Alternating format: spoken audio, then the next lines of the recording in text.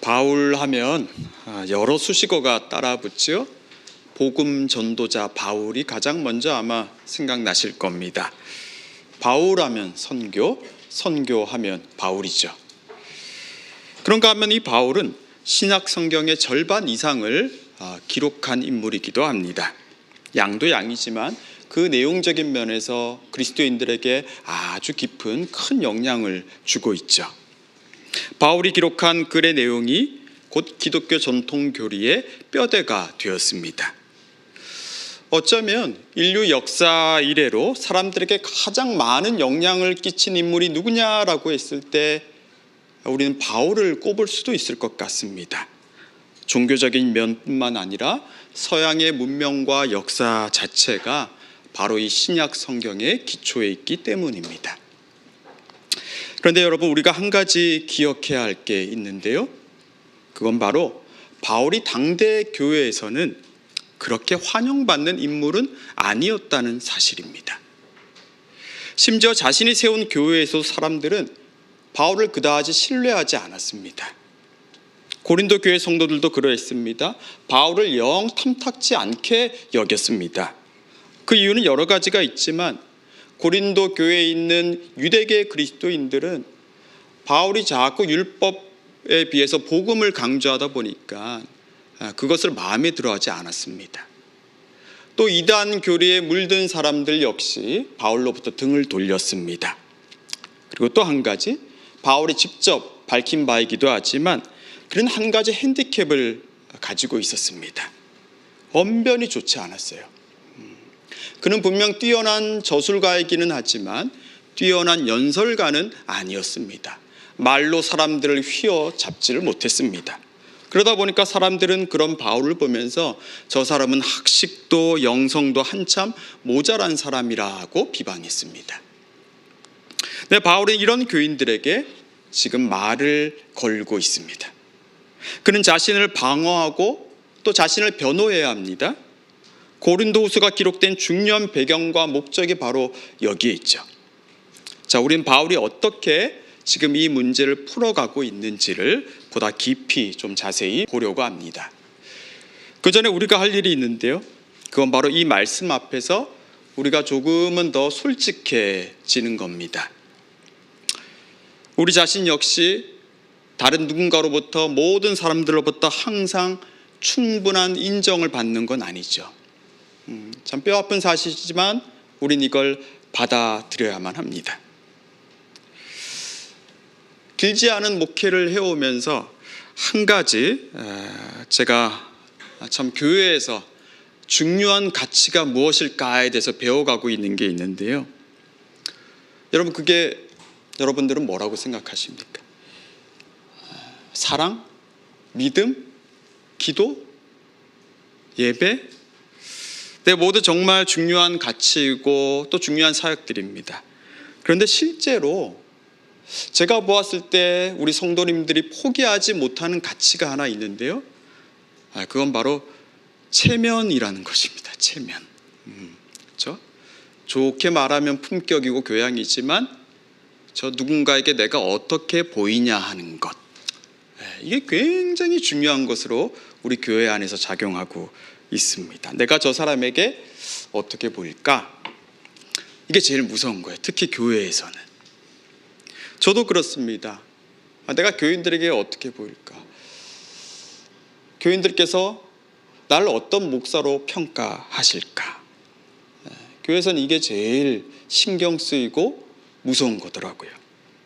혹시 누군가가 나의 체면을 구겼다면, 아니면 반대로 내가 체면 구기는 일을 했다면 참 견디기 어려운 것이 바로 교회이기도 합니다. 저는 저를 비롯해서 여기 교회에 오래 계신 분들은 다 한두 번은 이런 일들을 겪었을 것이라 생각합니다. 어쩌면 정말 불과 지난 주일, 한 주 전에 그런 일을 겪어서 이번 주일, 오늘 교회에 내가 나와야 하는지 말아야 하는지를 깊이 고민한 분도 여기 계실 수도 있을 겁니다. 여러분, 오늘 본문의 바울이 지금 그러합니다. 이 사람은 이 편지를 어쩌면 쓰고 싶지 않았을 거예요. 이 사람도 자존심이란 게 있지 않습니까? 그런데 이 사람은 펜을 듭니다. 이 사람은 무엇을 근거로 이처럼 용기를 냈을까요? 그리고 무엇을 말하고자 했을까요? 자, 우리 3절과 4절 같이 한번 읽어볼까요? 3절 4절입니다. 우리가 이 직분이 비방을 받지 않게 하려고 무엇에든지 아무에게도 거리끼지 않게 하고 오직 모든 일에 하나님의 일꾼으로 자천하여 많이 견디는 것과 환난과 궁핍과 고난과. 자, 여기 우리가 주목할 내용이 있는데요, 바울은 지금 자신이 비방받는 것에 대해 말하고 있지 않다는 점입니다. 잘 보십시오. 무엇이 비방받지 않게 하려고 합니까? 우리가 이 직분이 비방을 받지 않게 하려고입니다. 근데 바울 자신이 아니라 바울이 가지고 있는 직분이에요. 그는 그 자신이 아니라 이 직분이 비방받느냐 그렇지 않느냐에 초점을 맞추고 있죠. 고린도 교인들이 비방한 건 아마 둘 다일 겁니다. 그렇죠? 바울이란 사람 자체를 비방하고 따라서 바울이 가지고 있는 직분 자체를 인정하지 않았을 겁니다. 그런데 바울은 그 자신에 대해 변호하고 그 자신의 옳음을 말하는 것이 아니라 자신이 가지고 있는 직분이 옳다고 주장합니다. 4절에서도 그와 같은 말을 반복하고 있는데요, 오직 모든 일에 하나님의 일꾼으로 자천했다고 하죠. 하나님의 일꾼으로 자천하여. 오늘 이 설교의 제목이기도 한데요, 자천한다는 말은 스스로 추천한다는 걸 뜻하죠. 보통 추천하면 다른 누군가가 어떤 사람의 장점을 들어서 소개하는 건데, 바울은 지금 스스로 그 자신을 고린도 교회 성도들에게 하나님의 일꾼이라고 소개하고 있습니다. 바울이 이처럼 그 자신이 아니라 그 직분이 비방받지 않게 하려고 하는 이유는 무엇일까요? 또 바울이 그 자신을 하나님의 일꾼으로 자천하는 그 이유는 무엇이겠습니까? 그 이유는 단 한 가지입니다. 하나님께서 바울에게 그 직분을 주셨고 그를 하나님의 일꾼으로 삼으신 분이 하나님이시라는 점이에요. 여러분, 오늘 우리가 기억해야 할 말씀의 골자는 바로 이겁니다. 하나님이 나를 그분의 일꾼이 되게 하셨다. 그분이 내게 직분을 주셨다는 겁니다.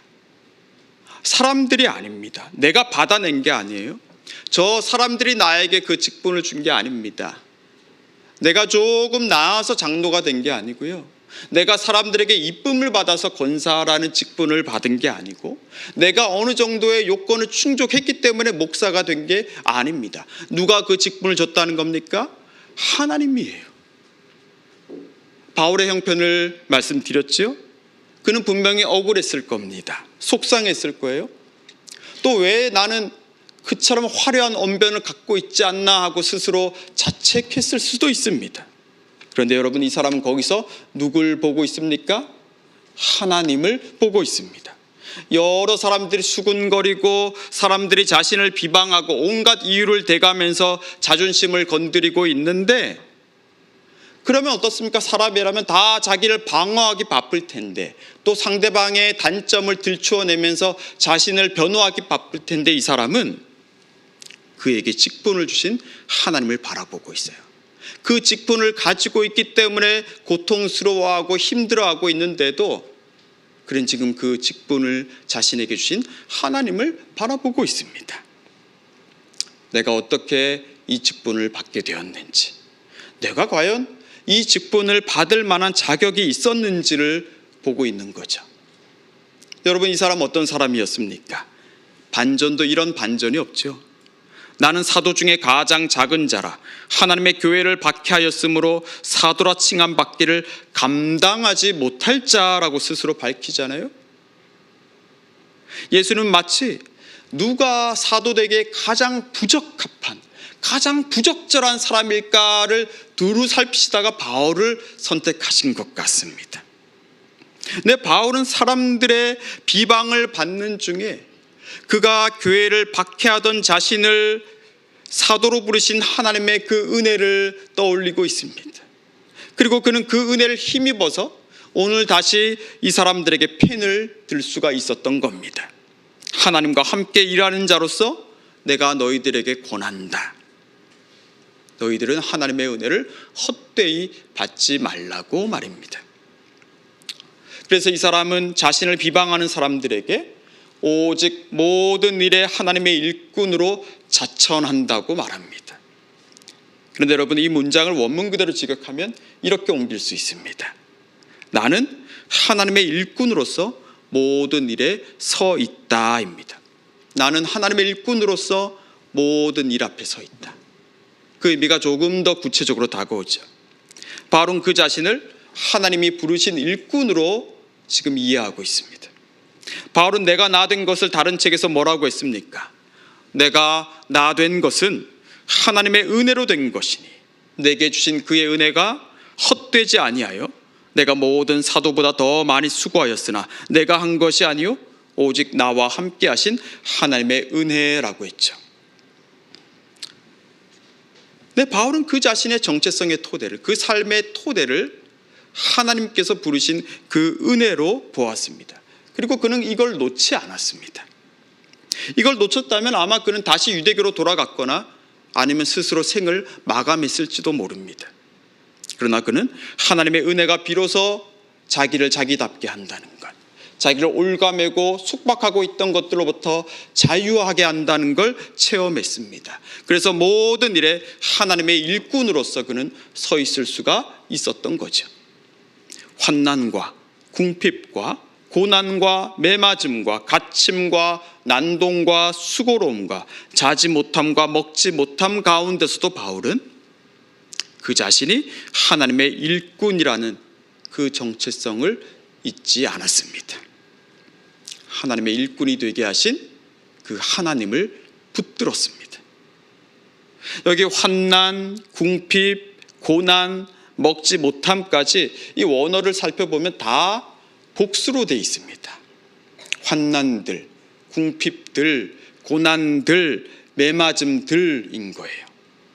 여러 차례 있었다는 거죠. 한 번이 아니었다는 겁니다.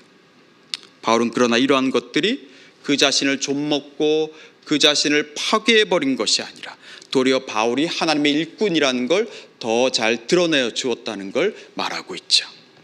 그것들이 자신의 사도가 된 표가 되었다고 합니다. 12장 12절을 보면 바울은 사도의 표가 된 것은 내가 너희 가운데서 모든 참음과 표적과 기사와 능력을 행한 것이라고 하죠. 자, 사도의 표로 가장 먼저 들고 있는 게 뭡니까? 모든 참음이랍니다. 모든 참음. 그게 사도의 표래요. 고난이 있고 그걸 묵묵하게 견뎌내는 그 자체가 하나님께서 나를 사도로 부르신 표라고 이 사람은 말하고 있습니다. 그게 기사보다, 그게 능력을 행하는 것보다 더 우선이라고 말하고 있어요. 왜 그럴까요? 가장 힘이 없을 때, 그야말로 사형 선고를 받은 자와 같이 아무 희망이 없을 바로 그때 그런 그를 일으켜 세우시는 하나님의 손길을 그가 크게 경험했기 때문입니다. 그는 디모데에게 보낸 편지에서도 그와 비슷한 말을 하죠. 복음으로 말미암아 내가 죄인과 같이 매이는 데까지 고난을 받았으나 하나님의 말씀은 매이지 아니하니라. 그러므로 내가 택함 받은 자들을 위하여 모든 것을 참음은 그들도 그리스도 예수 안에 있는 구원을 영원한 영광과 함께 받게 하려 함이라. 미쁘다 이 말이요. 우리가 주와 함께 죽었으면 또한 함께 살 것이요. 또 참았답니다. 또 인내했답니다. 죄인과 같이 매이는 데까지 고난이 있었어요. 그러나 그는 거기서 자신은 매였지만 하나님의 말씀은 매이지 않았다고 고백합니다. 여러분 어떻습니까? 환난, 궁핍, 고난, 매맞음, 갇힘, 난동 이런 일들을 겪으면 우리는 어떤가요? 라고 물으면 여러분들은 다 불쾌하게 여기실 겁니다. 왜 그렇습니까? 우리는 이런 일들은 생각조차 하기 싫기 때문입니다. 어쩌면 우리는 환난, 궁핍, 고난, 매맞음, 갇힘, 난동 이런 것들을 당하지 않으려고 신앙생활을 하고 있는지도 모릅니다. 이런 일들을 피하려고, 이런 일들이 내 인생에 일어나지 않게 해달라고 우리는 하나님을 믿고 있는지도 모릅니다. 자, 그런데 여러분 실제로 어떻습니까? 여러분 한번 가만히 생각해 보십시오.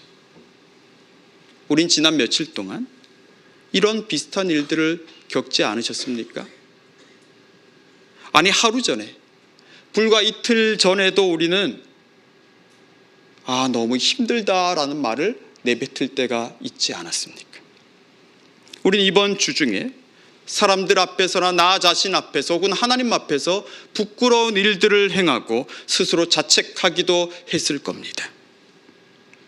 물론 하나님과 함께 일하는 자로서 떳떳하게 지낼 때도 있었지만 그게 얼마 못 가고 다시 거꾸로져 넘어졌을 때가 분명히 있지 않았습니까?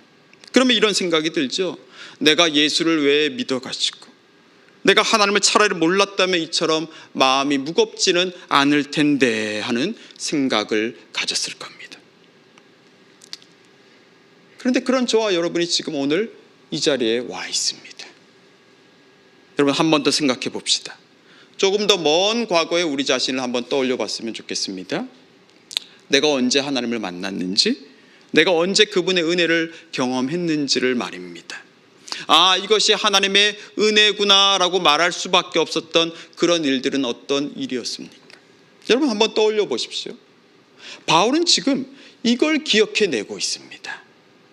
그에게 그때가 언제였냐면요, 환난, 궁핍, 고난, 매맞음, 갇힘, 난동, 수고로움, 자지 못함, 먹지 못할 때였어요. 지금 그가 이 고린도 성도들로부터 받고 있는 모욕과 비방과 똑같은 경험, 그 끔찍한 일들 속에서 그는 하나님의 은혜를 경험했다는 걸 떠올리고 있습니다. 바울이 늘 이걸 기억하고 있었던 건 아닙니다. 바울도 우리와 똑같이 오늘 우리가 만나는 사람들, 우리가 처리해야 할 일들에 치여 살았을 거예요. 그도 우리와 똑같이 자신을 비방하는 사람들을 미워하고 그 미움 때문에 잠도 제대로 이루지 못했을 것입니다. 그도 그의 무능력을 탓하는 사람들 앞에서 자신의 그 무능력 때문에 스스로 자책하고 의기소침하고 있었을 겁니다. 그런데 그는 생각했습니다. 그 자신이 약할 때, 그 자신이 사형 선고를 받은 자와 같이 곤경에 몰려 있을 때, 그 자신이 정말로 능력이 없어서 아무 행할 것도 없을 때, 그런 그에게 찾아온 하나님의 그 은혜를 말입니다. 그는 잊고 있었던 그 은혜를 떠올렸어요. 그 은혜가 결코 헛되지 않았다는 걸 오늘 다시 깨닫고 그 은혜를 붙잡기로 그는 작정합니다. 그래서 그는 그때 배웠던 것처럼, 그때 깨달았던 것처럼 오늘 다시 깨끗함과 지식과 오래 참음과 자비함과 성령의 감화와 거짓이 없는 사랑과 진리의 말씀과 하나님의 능력으로 의의 무기를 좌우에 가지겠다고 결심합니다. 성도 여러분, 우리도 그 기억을 떠올려야 합니다. 그리고 그때 배웠던 것, 그때 내가 깨달았던 것을 오늘 우리의 고백이 되도록 해야 합니다. 그럴 때 내 앞에 환난과 같이 다가오는 그 일들이 더 이상 두렵지 않을 것입니다. 네, 맞습니다. 저와 여러분은 연약합니다. 우린 정말 두려워합니다. 정말 싫습니다. 끝장날 것 같죠. 바울이니까, 사도니까 저렇게 말하고 행동한다 생각할 수 있습니다. 내 인생은, 내 삶은 저것과는 다르다라고 여기실 수도 있습니다. 저도 그렇고 여기 우리 모두 다 그렇게 생각할 겁니다. 우린 자신이 없습니다. 무명한 자가 되고 싶지 않습니다. 징계받는 자와 같은 인생을 살고 싶지 않습니다. 나는 저렇게 살고 싶지 않아요. 우린 그 두려움을, 그 실증을, 그 뿌리 깊은 불안을 스스로 해결해 낼 수가 없습니다. 차라리 우리는 저 출애굽은 했지만 홍해 앞에서 다시 애굽으로 돌아가 애굽의 종로로 타는 게 낫다라고 원망했던 그 이스라엘 백성들과 같이 차라리 세상에 속박되어 살아가는 걸 더 좋아하고 있을지도 모릅니다. 그러나 하나님도 우리 스스로 그 일을 해결할 수 없다는 걸 알고 계세요. 우리가 바울이 고백하는 것처럼 고백할 수 없다는 걸 하나님이 알고 계십니다. 그런데 여러분, 하나님은 우리를 그냥 그렇게 놔두고자 하시지 않습니다. 그래서 아들 예수 그리스도를 우리에게 보내주신 거예요. 그분은 우리가 겪는 모든 악함과 모든 시련과 모든 갈등을 다 똑같이 당하셨죠. 그래서 예수님은 우리의 허물과 우리의 시험 당함과 우리의 슬픔과 우리의 두려움을 모르지 않으십니다. 네, 이게 예수님이 우리와 같은 육신으로 오신 이유입니다. 왜 그분이 저 하늘 보좌에서 이곳까지 내려오셨겠습니까? 왜 그분이 매맞고 갇히시고 자지 못하고 먹지 못하고 온갖 고초를 겪으시다가 마침내 죽임을 당하셨겠습니까? 히브리서 저자는 이렇게 고백합니다. 우리 같이 한번 읽겠습니다. 이 시간 우리 이 말씀을 같이 읽었으면 좋겠는데 함께 읽습니다. 자녀들은 혈과 육에 속하였으며 그것 또한 같은 모양으로 혈과 육을 함께 지니심은 죽음을 통하여 죽음의 세력을 잡은 자 곧 마귀를 멸하시며 또 죽기를 무서워함으로 한평생 매어 종노릇하는 모든 자들을 놓아주려 하심이니 이는 확실히 천사들을 붙들어 주려 하심이 아니요 오직 아브라함의 자손을 붙들어 주려 하심이라. 내 아버지 하나님이 아들을 보내신 건 그저 우리를 용납하시기 위함이 아닙니다. 그가 죽임을 당하게 하신 건 그가 그 죽음을 통해서 죽음의 세력을 잡은 자 곧 마귀를 멸하게 하시기 위함입니다. 근데 여기 우린 다 죽기를 두려워하죠. 내가 무명한 자가 되는 것이 두렵습니다. 내가 저 좁은 길을 가면 내 인생이 비참해질까 봐 두려워요. 그러나 여러분, 예수님께서 혈과 육으로 오셔서 죽으신 것은 그처럼 죽기를 두려워하여 하나님이 아니라 다른 것에 소망을 두고 다른 것에 매어 종노릇하는 우리를 거기서 놓아주시기 위함이라는 걸 기억하시기를 바랍니다. 우린 예수 그리스도에게서 그걸 보아야 합니다. 그저 한갓 위로를 주시기 위함이 아니에요. 우리에게 잠시 평안을 주시기 위해서 예수님이 죽으신 게 아니라는 겁니다. 이건 잠시 진통제 놔주는 게 아닙니다. 이건 잠시 그냥 마취제 놔주는 게 아니에요. 이건 멸망과 승리의 문제이고 이건 속박과 자유의 문제이고 이건 죽음과 생명의 문제라는 거예요. 예수는 우리에게 승리를 주려고 자유를 주려고 생명을 주려고 그 죽음의 길을 가신 겁니다. 우리와 같은 인간을 몸으로 오신 이유가 바로 여기에 있는 거예요. 우리가 이것을 바라보지 못하고 이것을 믿지 못하면 우린 잠시 위로받다가 다시 거꾸러지고 우린 잠시 평안을 얻다가 또다시 미끄러질 뿐이에요. 여러분 기억하십시오. 예수가 죽으신 것은 우리를 그렇게 자빠지가는 죽음의 세력들을 멸망시키기 위해서라는 겁니다. 예수님은 십자가 위에서 그 일을 이미 끝내셨어요. 우리가 그 예수 그리스도를 붙들어야만 그 예수의 영 안에서 우리는 이 죽음과의 어둠과의 싸움을 승리할 수 있습니다. 우린 여기까지 바라보아야 합니다. 내 아버지는 우리에게 그것을 주려고 죄 없는 아들을 죄인으로 저주받은 자로 삼으신 것입니다. 바울은 바로 이걸 바라보았습니다. 바울은 이 그리스도 예수를 또 그분을 보내신 아버지 하나님을 붙잡았습니다. 그리고 바울 안에 계신 성령 하나님이 그의 그 믿음을 도우셨습니다.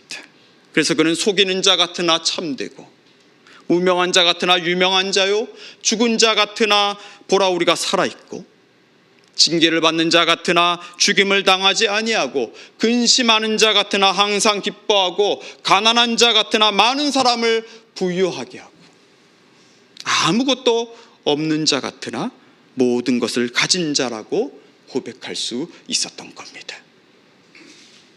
성도 여러분, 큰 사망에서 이미 우리를 건지셨고 지금도 건지고 계시고 앞으로도 건지실 그리스도 예수를 바라보십시오. 부유하신 이로써 우리를 위해 가난하게 되신 그분을 우리가 바라본다면 우리 역시 다른 누군가를 부유하게 하는 인생을 살아갈 수 있을 것입니다. 우리를 위해 친히 징계를 받으신 그분을 내가 바라보고 있다면 우리는 우리에게 찾아오는 징계와 사람들의 비방을 더 이상 두려워하지 않을 수 있을 것입니다. 우리를 위해 근심하시며 기도하신 그분을 내가 내 마음에 모셔드린다면 우린 더 이상 내가 근심하는 것을 두려워하지 않을 수 있을 것입니다. 우리를 위해 친히 모든 것을 다 내어주신 그분을 신뢰할 때, 우리는 우리의 모든 것을 다 빼앗긴다 해도 능히 감당할 수 있을 것입니다. 왜 그렇습니까? 그분께서 이미 그분의 죽으심으로 우리를 두렵게 만드는 그 죽음의 세력 잡은 자를 멸하셨기 때문입니다. 하나님은 오늘 우리에게 말씀하십니다. 너를 일꾼으로, 너를 나의 자녀로 삼은 나를 바라보라고 말입니다. 너를 의롭게 하기 위해 친히 죄인이 된 그리스도 예수를 바라보라고 하십니다. 그럴 때 우리는 다시 믿음으로 이렇게 고백할 수 있을 것입니다. 모든 일에 내가 하나님의 일꾼으로 자천한다고 말입니다. 그리고 하나님께서는 그 고백 위에 헛되지 않은 은혜, 결코 헛되지 않은 은혜를 오늘 다시 부어주실 것입니다. 그와 같은 믿음의 역사가, 은총의 역사가 저와 여러분의 삶에 충만하기를 주님의 이름으로 축복합니다. 기도하겠습니다. 하나님, 다시 우리를 위해 오신 그리스도 예수를 바라보겠습니다. 그 최고의 은혜를, 그 헛되지 않은 은혜를 향해 손을 뻗겠습니다. 나를 살리실 뿐 아니라 나를 통해 그 복음의 능력이 전해지길 원하시는 그 일에 다시 참여하겠습니다. 하나님의 일꾼으로 자천하는 자, 나를 택하고 나를 부르신 하나님의 은혜를 자랑하는 자가 되게 하여 주십시오. 우리의 그 믿음을 주님 도와주십시오. 예수님 이름으로 기도합니다. 아멘.